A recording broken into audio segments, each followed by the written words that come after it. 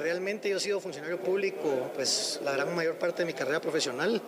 Creo que es importante que los guatemaltecos participemos en la vida política del país y pues ser funcionario público es una forma de participar y eso es lo que me motiva a mí también, pues creo en la democracia, creo que Guatemala merece una democracia estable y considero que el Tribunal Supremo Electoral es un pilar para ello. El Tribunal Supremo Electoral, como lo mencionamos, supremo, tenemos que seguir luchando porque se blinde su carácter supremo y que también pensar en el voto es pensar en el futuro de Guatemala. Y yo quiero ser parte de la construcción del futuro de mi país. Falta mucho por hacer en la educación cívica de este país y eso sería una de las cosas más importantes de hacer. Necesitamos educación cívica, política, una cultura que genere el amor por nuestro país y no los intereses privados sobre los de la colectividad. Y sobre este tema vamos a conversar en el aspecto político y todo lo que está sucediendo con la elección de magistrados del Tribunal Supremo Electoral. Y para ello ya se encuentra con nosotros nuestro invitado de cada miércoles, Max Santa Cruz. Le damos la bienvenida. Claro que sí, Max, bienvenido a tu casa a La Medida. Muchas gracias, Fernando, Sandy, por supuesto, a toda la teleaudiencia de La Medida. Es nuevamente un verdadero gusto y un placer estar con ustedes.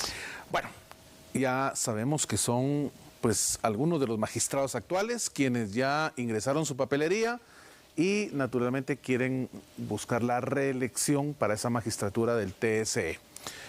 El Tribunal Supremo Electoral, uno de los órganos de control más importantes creados por la misma Constitución. ¿Cuál es tu visual de esta intentona de reelegirse por parte de los actuales magistrados? Bueno, primero a las 6 de la tarde, que fue la fecha y hora, el día de hoy, después de que se había abierto el proceso para la presentación de las solicitudes de participación y toda la papelería correspondiente, hoy a las 6 de la tarde se cierra la admisión de dichos expedientes con un número de 199 candidatos para ocupar esas 5 plazas titulares de magistrados o 5 plazas de magistrados suplentes.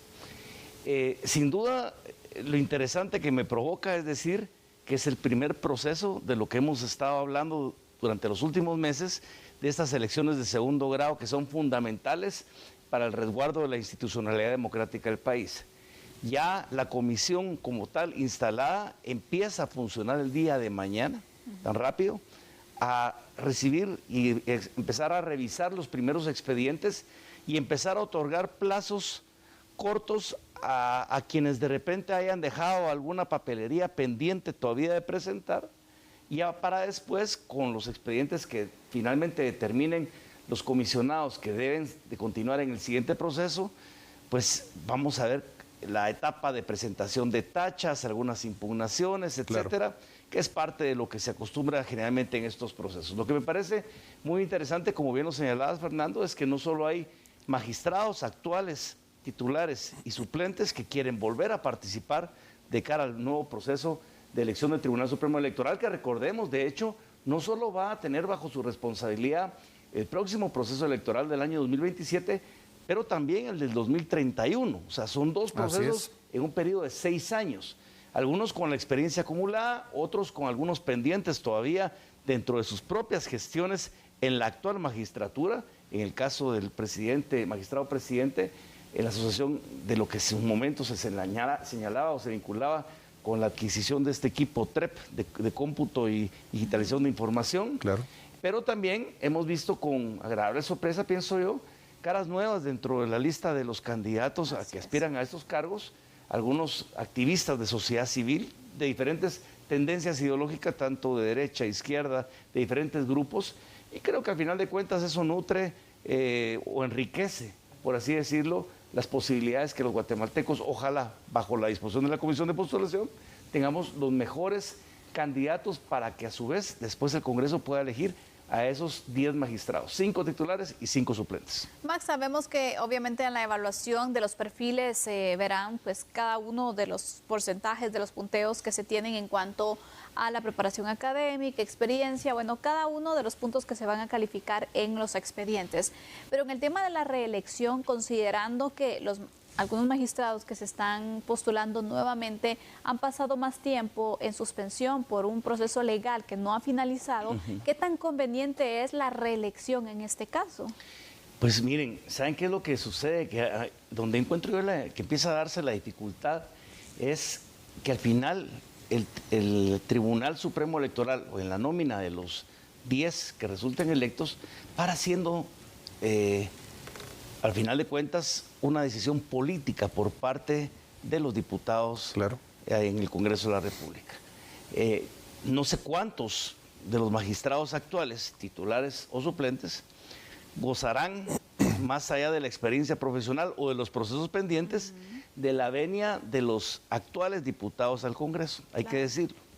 Porque eso podría ser una de las consideraciones dentro de esa tabla de gradación que bien mencionas, Andy, de 55 puntos otorgados a méritos profesionales, 35 puntos otorgados a formación académica y un 10% que me resulta absolutamente simpático, por no decirlo de otra manera, que es proyección humana.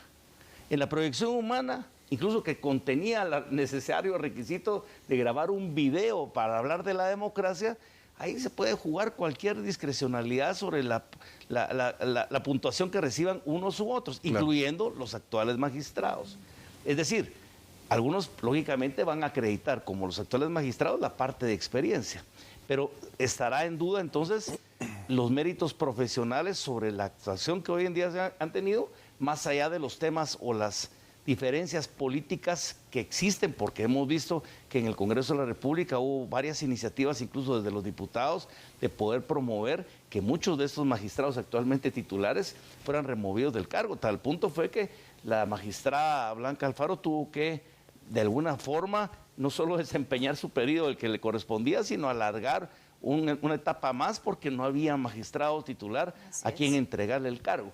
Es decir, si me preguntan a mí, la veo complicada en términos de que los actuales magistrados, por lo menos los titulares, tengan un espacio de opción, pero eso estará hasta el momento en que la comisión de postulación, con nuevos criterios, pues pueda establecer ese listado que llegue al Congreso. Lo que es interesante, hay que decirlo y señalar que en esta etapa, a diferencia de otros procesos, no se está solicitando un finiquito.